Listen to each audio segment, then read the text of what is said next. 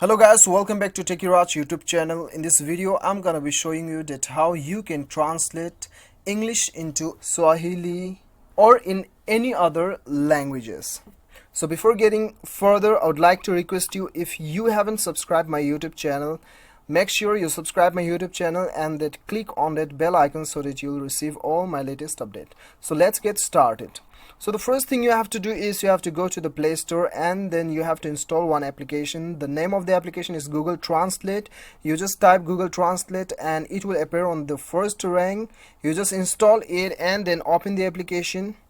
So right after opening the application, you'll get an interface like this. So what you have to do is, you have to click on the text bar and then type the word you want to translate it in your native language. Okay, so now I'll just type LIFE, life, and then I'll click on the arrow button. So I'm translating in Afrikaans, right? Afrikaans language. So it is LEWE, Liwi. You can also pronounce you can also know the pronunciations of this particular word clicking on this on this sound icon.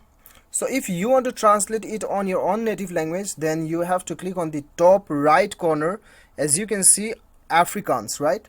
So you just select your language. Okay, if you want to select your own language, Nepali, then the Nepali, select the Nepali. And then if you want to select Hindi, then you just type Hindi, then it will appear on it. Okay, so whatever your native language is, you just click on this right corner and then select your language. Okay, so there are alternative functions available, facilities available. As you can see, camera, handwriting, conversation, voice. If your keyboard is not working, then you can search by the voice, and then if you want to translate conversation, then you can just speak the conversation and it will translate in your own native language. Okay, and when you click on the left menu bar, then you can save the words also. You just click on this star button, star icon, and then go to the fresh book, then the word is saved here, as you can see. So this is how you can translate from English to any other languages which is available on this application.